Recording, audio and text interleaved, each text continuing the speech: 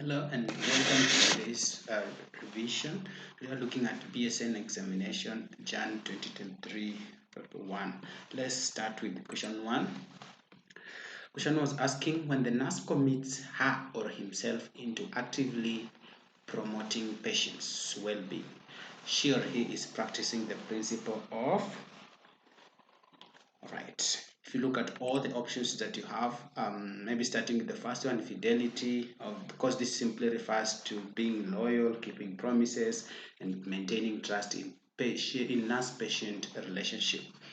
This is important and it focuses more on maintaining trust and honoring commitments, and it does not answer our question because it's not promoting the well-being through actions.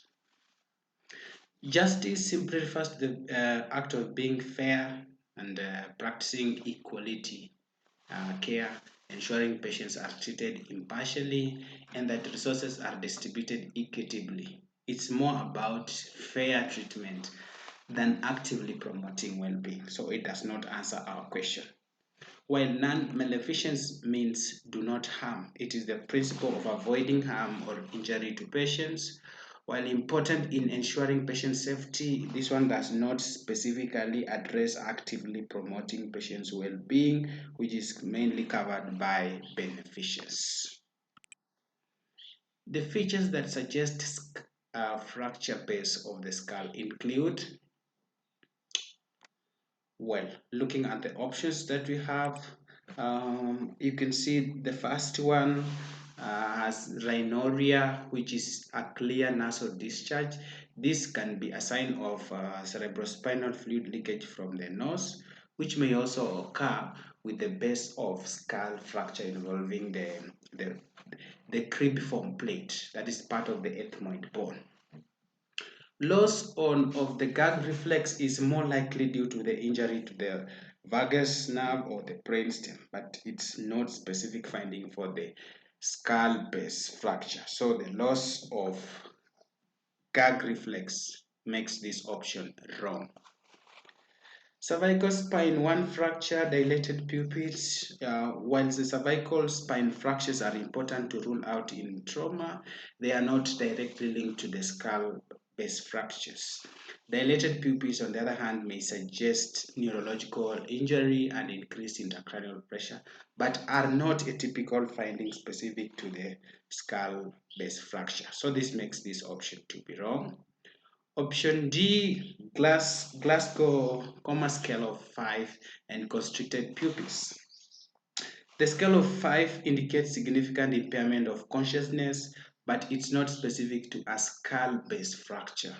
Constricted pupils, on the other hand, what is referred to as meiosis, is typically associated with brainstem lesions or drug toxicity and not skull-based fracture. So that leaves us with option B as the best option. The risk factors for Guillain-Barré syndrome are okay, starting with the first one, while HIV can affect the immune system, it's not commonly associated with the GBS. Typhoid immunization is not a non-risk for GBS. In fact, vaccination generally has a very low association with triggering GBS, with the exception of rare cases which happens following the swine flu vaccine in 1976. Hodgkin's disease, which is a type of cancer, and syphilis are not common causes of GBS, while syphilis can cause neurological complications like the Tabors dorsodis or the general paresis. It's not a typical trigger of the GBS. The influenza vaccine is very rarely associated with GBS, and its benefits far outweigh this rare risk. Neisseria meningitis, this is the bacteria responsible for meningitis, can cause neurological damage, but it is not commonly associated with GBS. So the best option in this case was option C, surgery and infection with the Campylobacter. The causes of acute interstitial nephritis include interstitial nephritis. All right.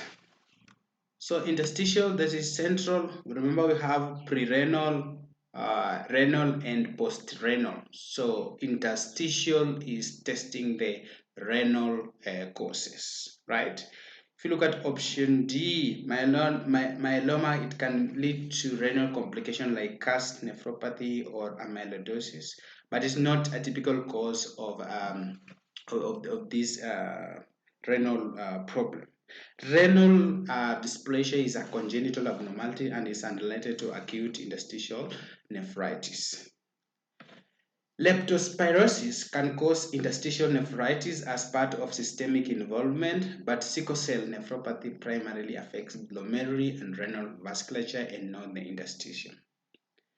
These conditions, that is hydronephrosis and vesicouteric reflex, can lead to structural and mechanical obstruction in the urinary tract, but are not causes of acute interstitial nephritis, right? So we have allergy to penicillin, acute bacterial pyelonephritis. So allergy to many medications such as penicillin, NSAIDs, the PPIs, the sulfonamides, and the diuretics have been known to trigger a hypersensitivity reaction that normally leads to kidney inflammation. Structures of the middle ear include, all right, auditory canals and ear ossicles. You find that the auditory canal, that is the external auditory meatus, is part of the outer ear. And this is not the middle ear, so it doesn't answer the question. Ossicles, cochlea, while the ossicles are in the middle ear, the cochlea is the part of the inner ear which is responsible for converting sound waves into neural signals. So again, this one does not answer the question. Number 4, why it is wrong? You find that the oval window is part of the boundary between the middle and the inner ear, and while the semicircular canals are part of the inner ear involving balance and spatial orientation. So round window and eustachian tube are the best option for us. So a membrane covered opening that allows displacement of fluid in the cochlea when the steps pushes on the oval window, that is the round window, while the eustachian tube connects the middle ear to the nasopharynx. The clinical manifestation of exfoliative dermatitis include exfoliative dermatitis. Of course, we normally have generalized redness and scaling, right? And the scaling. Option C, you find palpable nodules are more typical of conditions like erythema nodosum and not exfoliative dermatitis, and that makes it wrong. And option B, purpura could indicate bleeding under the skin, which is seen in conditions like the vasculitis and the platelet disorders. And wheals are the hallmark of urticaria and not exfoliative dermatitis. Option A, erythematous plaques are characteristic of conditions like psoriasis, while acute involves localized inflammation of the pilosebaceous units. Neither is a primary feature of exfoliative dermatitis, and that makes that option to be wrong. The limitation of ultrasound in gastroenterology include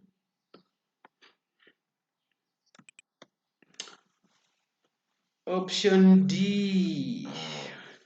Of course, option A, you find that the ultrasound in most cases it has low sensitivity for small lesions, and obesity sometimes obscures the images, and that's why the CT scan could be performed to get a better picture of that, right? You find that option B, this statement is inaccurate because ultrasound does not involve ionizing radiation and is completely safe for patients with metallic prosthesis. It uses sound waves, making it a preferred imaging method in such cases. Ultrasound is generally cost-effective compared to other imaging modalities like the CT scan and magnetic resonance imaging. While it is true that it provides limited functional information, e.g., compared to the endoscopic ultrasound or functional MRI, cost is not a limitation. So that makes it wrong. While ultrasound may sometimes understage tumors due to its inability to assess certain features like lymph node involvement, its role in gastroenterology is well established for conditions like liver diseases, gallstones, pancreatitis, and appendicitis. High risk category of patients who should be considered for specific anti-thrombotic prophylaxis include those undergoing, of course, those who are undergoing hip surgery, pelvic surgery for removal of malignancy, right? What makes option B wrong? Find that while some medical conditions like pneumonia, heart failure may pose a moderate risk of venous thromboembolism, they are not universally classified as high-risk categories unless combined with additional factors like immobility and active malignancy. So this is why it's wrong. Option C. Option C, you find that you're talking about knee surgery, treatment of heart failure. Knee surgery like the knee replacement, it carries a moderate to high risk of venous thromboembolism, but hip surgery has a higher thrombotic risk. Heart failure increases venous thromboembolism risk, but is not considered as a high risk scenario by itself without other factors like prolonged immobility. This makes it wrong. Lastly, neither antiviral therapy nor inflammatory bowel syndrome management independently places patients in high risk for VTE requiring protein prophylaxis. The most appropriate drugs for the management of nausea and vomiting in palliative care are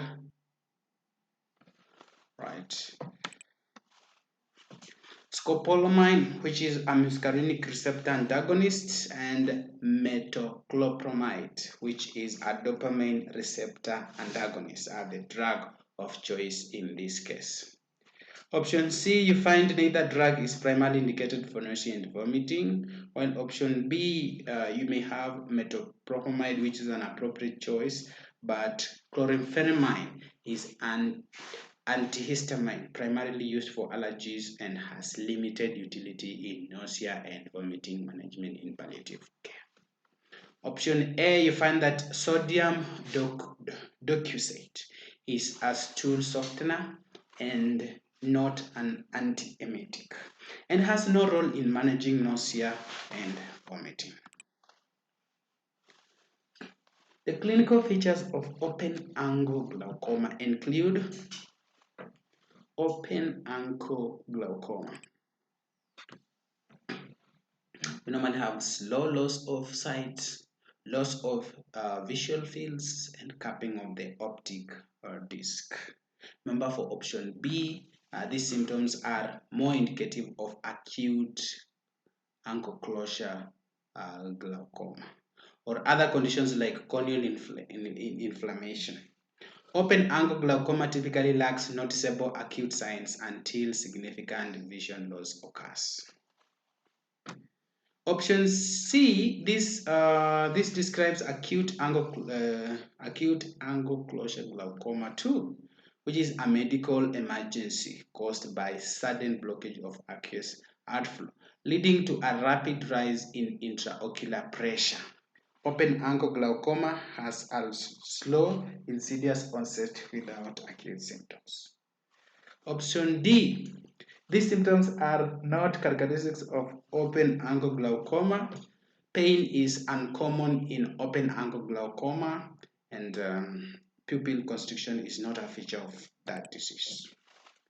To identify bowel sounds, the nurse should place a warmed diaphragm of the stethoscope on the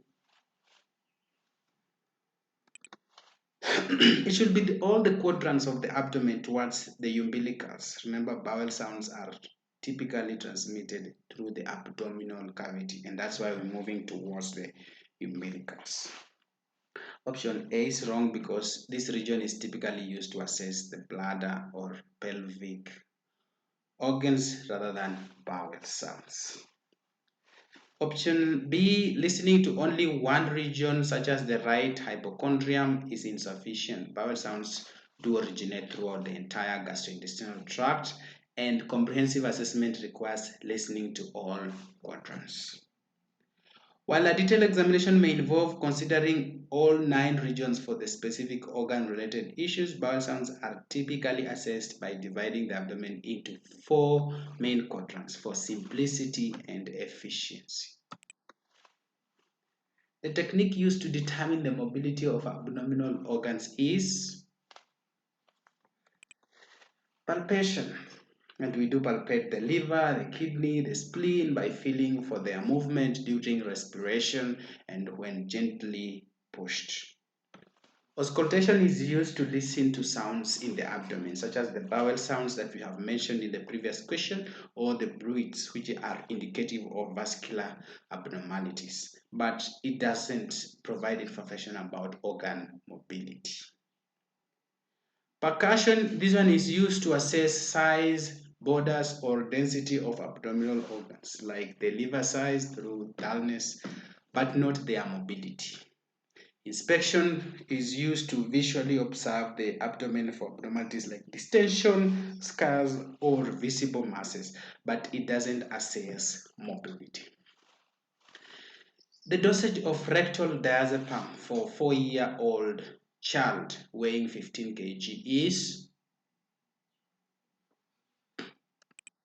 alright, as we know that the recommended dosage for rectal diazepam for children is generally between 0.5 to 0.5 milligrams per kg. And that gives us option C to be closer to what we are looking for. Option D, the weight will be okay, but now we have a problem with the dilute, right? Because 7.5 milligrams will require 3.75 mils of the solution and not 1.5. That makes it wrong. 10 milligrams, this is too high for a 4-year-old weighing for 15 kg because it will exceed the upper limit, which is 7.5. 1.5, it will be too low for a 15 kg child. Manifestation of hypothyroidism in reproductive system include hypothyroidism.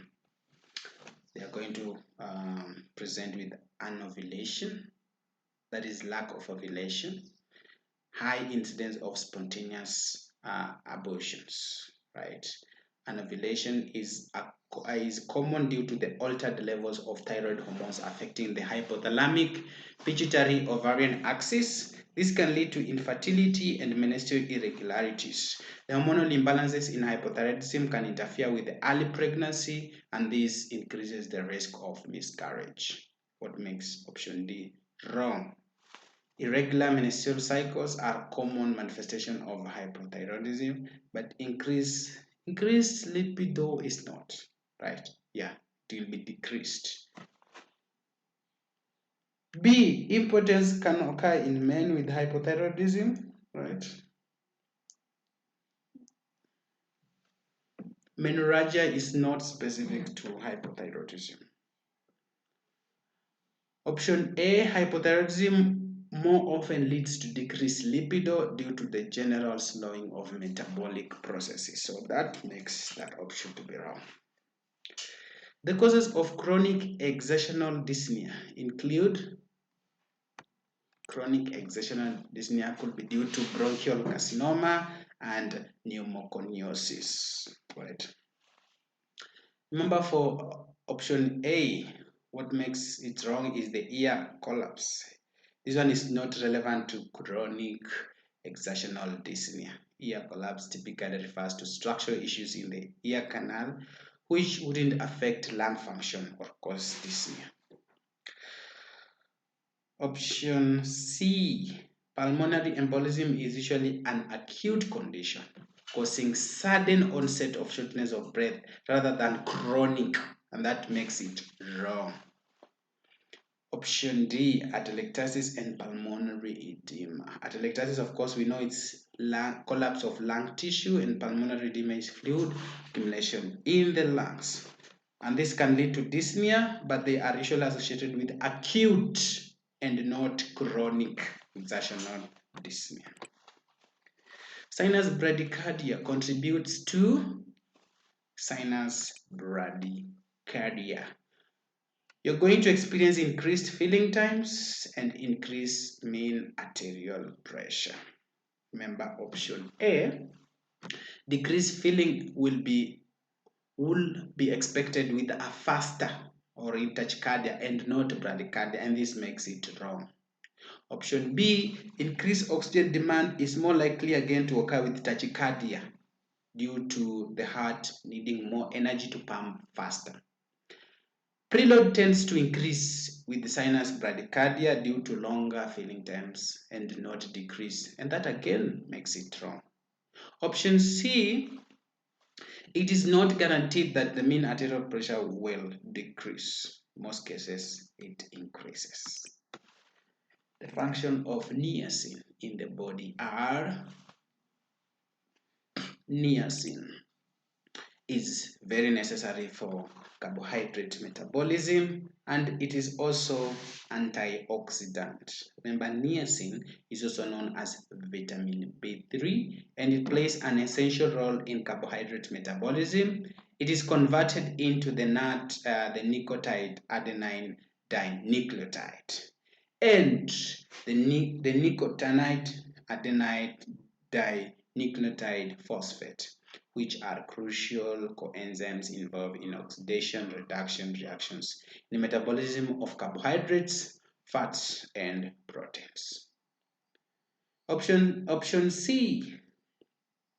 This option does not capture all the niacin's major functions, especially the crucial one, which is related to carbohydrate metabolism, and that makes it wrong. Option B, primarily associated with vitamin C and not niacin, right? Formation of collagen, red blood cells, that is a role of vitamin C and not vitamin B3. Option A is not primarily known for this, right? Niacin is not known for those functions that have been stated there. That makes it wrong.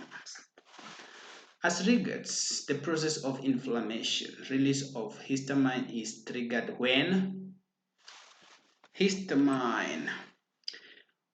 platelets are activated and mast cell degranulate. Remember option A. Histamine release is primarily triggered by cell activation, that is mast cells and basophils, rather than antibody levels, right? Antibody levels or antibody titer is low, makes that option to be wrong. Option C, depression of basophil is not a condition, a typical condition related to the release of histamine. That makes it wrong. While option D, binding of antibody alone doesn't trigger histamine release directly in all inflammatory processes. It typically requires other factors like platelet activation or local immune responses. The child has foreign body inspiration and probably not laryngeal bronchitis. If there is, let's say gens, you have to appreciate that the laryngeal tracheobronchitis is some kind of chronic condition, while foreign body is acute in nature.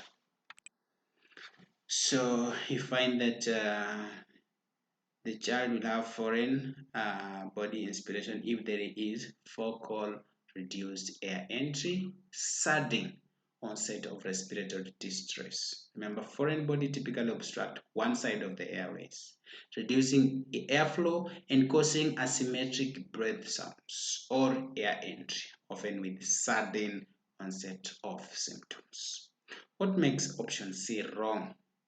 Of course, we know stridor can occur in both foreign and the upper infections, and should be focal and acute FB, right? But the other upper respiratory tract infection, that makes it appear to be like chronic when foreign body is an acute. Option B, inspiratory crepitation. It can be a sign of conditions like pneumonia, pulmonary edema, that shows there is fluid accumulation in the lungs, rather than foreign body aspiration. Option A, of course, these are signs like host signs tried of gradual onset. See, that tends to be chronic. So all these are characteristic of conditions like laryngeotracheal bronchitis, which is also known as croup disease, or laryngomalacia. So this is not foreign body because this is more of chronic and not acute as in foreign body. The risk associated with knee chest position when the patient is on operation table for a long period of time include knee chest position.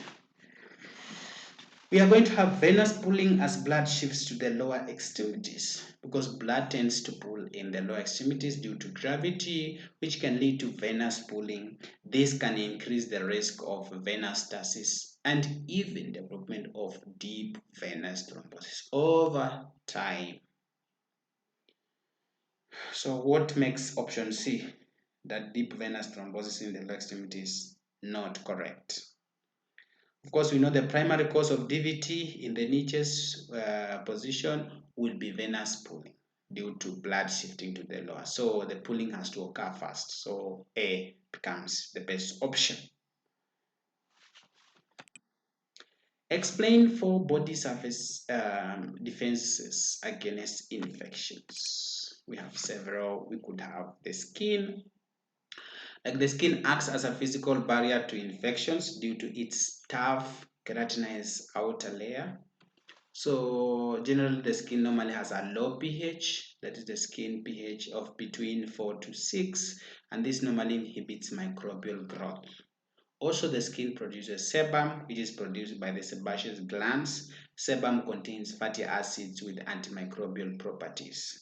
There's also the shedding, the regular shedding of the dead scales, skin cells, and this normally helps remove potential pathogens. Number 2, we have mucous membranes, which normally line the respiratory, gastrointestinal, and genitourinary tracts, trapping pathogens. This mucous membrane produces mucus, and these are produced, of course, by the goblet cells, and this mucus captures microbes for removal. We also have cilia in the respiratory tract. Cilia is capable of trapping particles, particles upwards towards the throat, and this helps in expulsion of them. We also have secretory of immunoglobulin A, which is found in mucus, and it normally neutralizes pathogens. Number 3, we have acidic environments. So certain body surfaces maintain acidic conditions that inhibit microbial survival. Example is the stomach acid, where we have hydrochloric acid in the stomach with a pH of about 1 to 2. This one normally destroys ingested pathogens. The vaginal pH, where we have lactobacilli, they produce lactic acid, which maintains an acidic vaginal environment to inhibit pathogenic growth. The other point is you have the normal microbiota. So we have commensal microorganisms which colonize body surfaces and compete with pathogen for space and nutrients. This normally produces bacteriocins. These are antimicrobial peptides which modulate immune responses to maintain a balance. We also have the flushing mechanism. So certain body surfaces use mechanical flushing to remove microbes. We have the tears and the saliva, which do contain enzymes like lysosome, which break down bacterial cell walls. And you also have the urine flow, which flushes out microbes from the urinary tract, reducing the risk of infection. Lastly, we have sweat, which contains antimicrobial peptides and washes pathogens off the skin surface. Outline the management of atopic dermatitis. We could have the skin hydration and barrier protection where we can use emollients like petroleum jelly, creams with ceramides, which frequently restore the skin barrier and prevent dryness. Recommend gentle cleansing with soap-free and mild cleanses. We can also use topical treatments like we apply topical corticosteroids like hydrocortisone, betamethasone, which are going to help reduce inflammation during flare-ups. We can also use topical calcineurin inhibitors like the tacrolimus and pimecrolimus, steroid-sparing agents for sensitive areas like the face. Avoidance of triggers. So we can identify and minimize exposures to allergens like the dust mites, the pet dander, irritants like harsh soaps, detergents, and environmental factors like heat and sweat. We can control the itch by using of the oral antihistamines like the cetirizine and loratadine to reduce itching and prevent scratching that worsens the lesions. We could also treat infections, so treat secondary bacterial infections with the topical or systemic antibiotics. If signs of infections like oozing, crusting are present, you educate on proper wound care to prevent infections. So lifestyle and education, so you advise on wearing soft, breathable fabrics, e.g. the cotton, to avoid skin irritations. Educate the patient or the caregiver about chronic nature of atopic dermatitis and the importance of adhering to treatment plans. Lastly, we need to have effective management to minimize the flare-ups and maintain long-term control. Describe the pathophysiology of rheumatoid arthritis. Of course, rheumatoid arthritis is a chronic condition, chronic autoimmune disease that primarily affects synovial joints, and this causes inflammation, pain, and progressive joint destruction.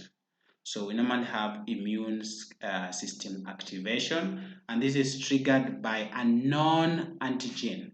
T cells and B cells become abnormally activated. Genetic factors like the HLA, DRF4, and environmental triggers like smoking can also contribute to this immune response. After immune system activation, we have synovial inflammation. So activated T cells will release cytokines such as tumor necrosis factor alpha, interleukin 1, and interleukin 6. These cytokines promote inflammation and recruit macrophages and neutrophils to join space. Then that leads to formation of a panels. As you know, chronic inflammation now will lead to hyperplasia of the synovium, which will form a pannus. A pannus is simply a thickened abnormal layer of granulation tissue. The pannus invades and erodes cartilage, bone, and surrounding structures. Joint destruction. So we have osteoclasts, which are activated by cytokines. They break down bone tissue while the proteolytic enzymes degrade cartilage. This leads to joint deformity and loss of function. That leads now to systemic manifestation. As you know, the pro-inflammatory cytokines are going to circulate in bloodstream, causing systemic effects like fatigue, fever, anemia, and the rheumatoid nodules. Chronic cycle. So the autoimmune attack perpetuates itself with ongoing synovial inflammation, leading to irreversible joint damage over time. So rheumatoid arthritis normally results in pain, swelling, and stiffness and loss of joint mobility with the potential involvement of other organs like lungs, heart, and the skin, especially in the men population. A 3-year-old child has been under home management for asthma for the last 2 weeks. State 7 factors that may necessitate the child's admission to the hospital for further management. So factors that may necessitate hospital admission for a 3-year child with asthma, we could have the child could be having severe respiratory distress. So signs which include increased work of breathing, like the nasal flaring, use of accessory muscles, chest retractions, cyanosis or oxygen saturation of less than 92 on room air. Unresponsive to home treatment where there is no improvement despite repeated use of short-acting beta agonists like salbutamol or the oral corticosteroids. If the child is experiencing frequent and prolonged asthma attacks, so that the child is experiencing multiple episodes in short period or an attack lasting more than 24 hours. The child could also be demonstrating signs of exhaustion or fatigue, where we have decreased level of consciousness, lethargy, or inability to talk or eat due to breathlessness. We could also see evidence of hypoxemia and cyanosis, where there is persistent low oxygen levels and bluish discoloration of the lips, tongue, or fingers. Also could have associated complications. There is development of pneumonia, dehydration, worsening comorbid conditions, e.g. upper respiratory infection. There could also be parental inability to manage, so lack of access to medication, poor adherence to asthma action plan, or difficulty in monitoring the child condition at home. So timely hospital admission ensures there is the appropriate escalation of care, including oxygen therapy, intravenous medication, and close monitoring. Explain the pathophysiology for Helicobacter pylori infection. Helicobacter infection involves several stages. First of all, we have colonization, where the Helicobacter, the H. pylori, which is a gram-negative spiral-shaped bacterium, colonizes the gastric mucosa. It survives in the acidic environment of the stomach by producing urease, which is an enzyme that converts urea to ammonia, and this will help neutralize gastric acid around the bacteria. Then it leads to now the attachment of the gastric epithelium. So the bacteria attaches to the gastric epithelial cells via adhesions, disrupting the protective mucus layer. This leads to a direct epithelial injury and exposes gastric mucosa to acid and pepsin.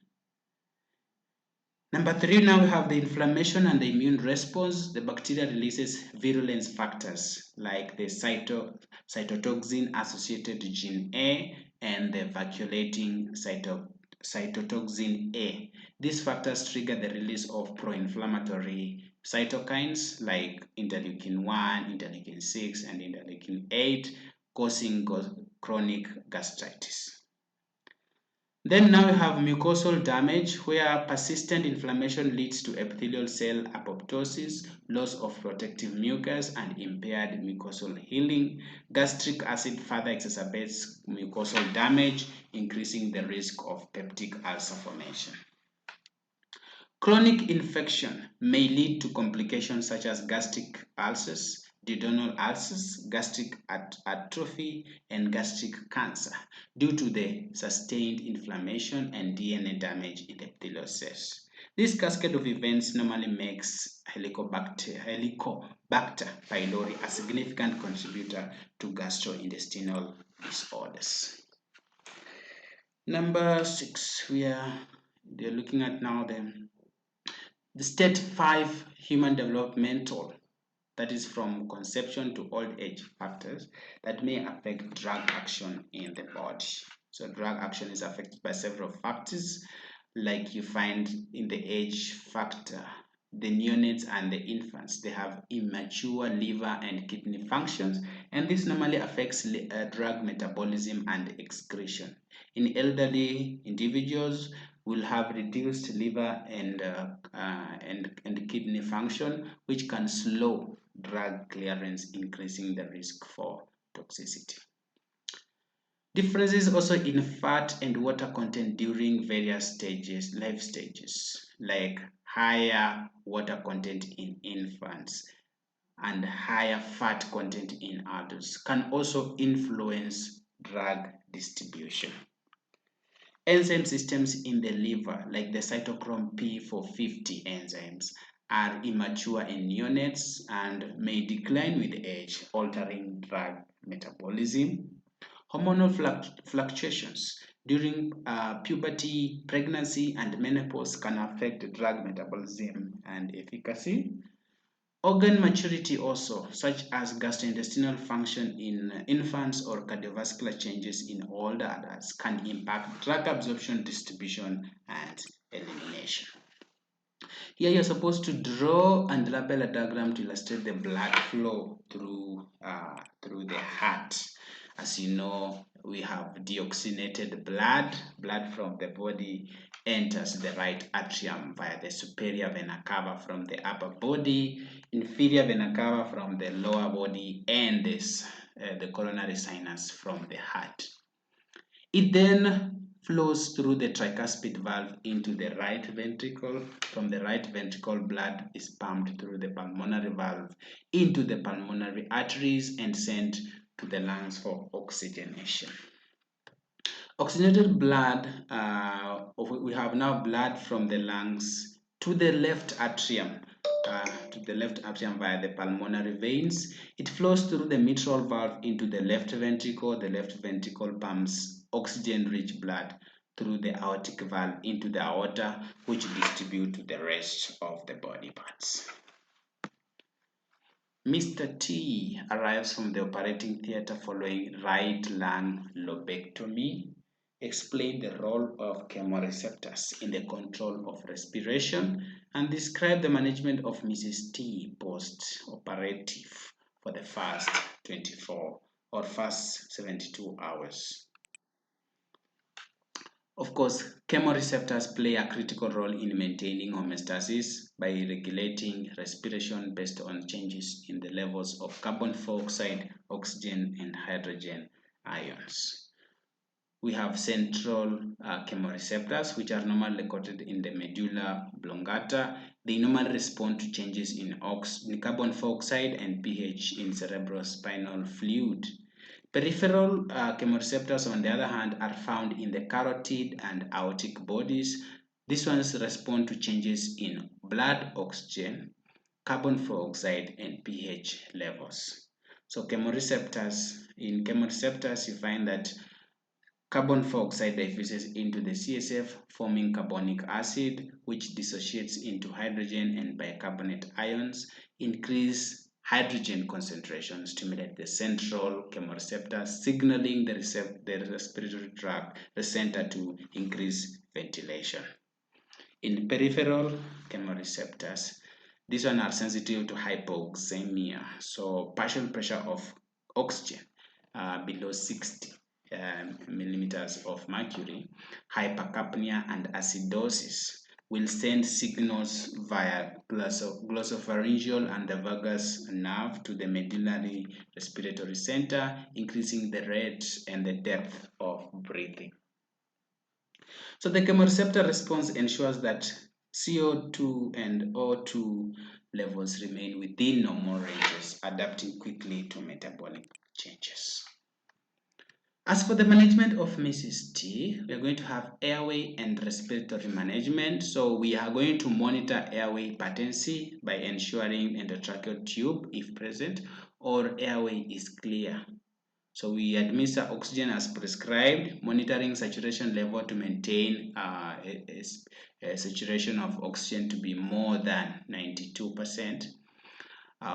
We monitor for air leaks, drainage volume, and color of the chest tube system, and ensure that the chest drain remains below the chest level to prevent backflow. We also encourage deep breathing exercise, incentive spirometry, and early mobilization to prevent from the development of atelectasis, the lung collapse. Number 2, we monitor vital signs like the blood pressure, heart rate, respiratory rate, hourly for the first 24 hours, then as needed. We have to assess for signs of hypovolemia or bleeding, such as tachycardia, hypotension, or increased chest drainage. We will also administer prescribed analgesics like the opioids via the patient-controlled analgesia or the epidural, encourage splinting techniques during coughing to reduce or manage pain.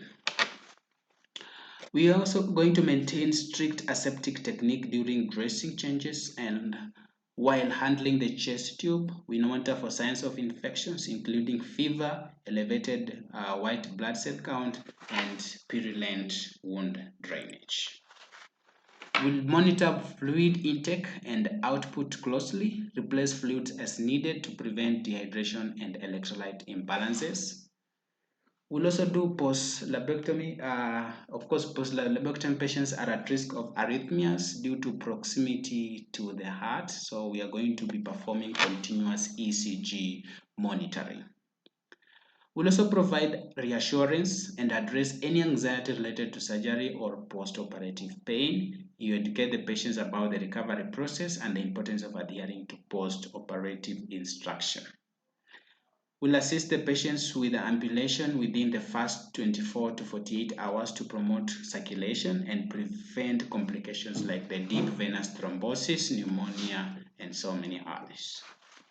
We'll begin with giving the patient clear fluids post-extubation, then advance to a regular diet as tolerated, and then encourage protein-rich foods to support wound healing. Lastly, in discharge preparation, we'll provide education on chest drainage care if discharged with one, signs of infections, and breathing exercises. Our expected outcomes will be that Mrs. T will maintain adequate oxygenation and ventilation.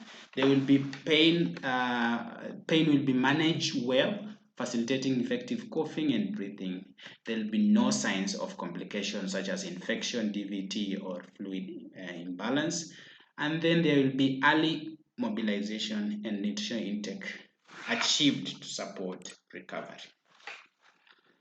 The last question is about Mr. X, who has been admitted to the ward with a diagnosis of bacterial meningitis. And here you're supposed to describe the pathophysiology of bacterial meningitis, explain the investigation that will be carried out to confirm the diagnosis. On health assessment, you identify a priority nursing diagnosis as pain related to meningeal irritation as manifested by the headache, stiff neck, and photophobia. So you are requested to develop a plan related to this nursing diagnosis. Of course, pathophysiology, bacterial meningitis occurs when pathogenic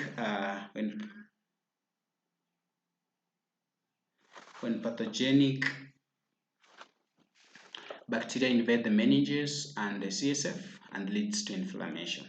So first, we normally have entry of the bacteria where pathogens enter the bloodstream through the nasopharyngeal mucosa, trauma or infection, and cross the blood-brain barrier. The common suspects normally include the Streptococcus pneumoniae, Neisseria meningitis, and the Haemophilus influenza.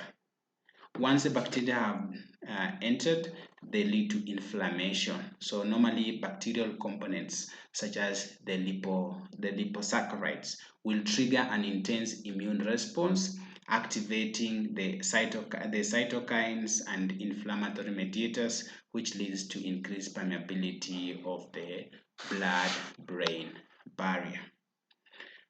Inflammation leads now to edema and increased intracranial pressure because inflammation will cause vasogenic, cytotoxic, and interstitial edema. Increased ICP will reduce the cerebral perfusion, potentially leading to ischemia.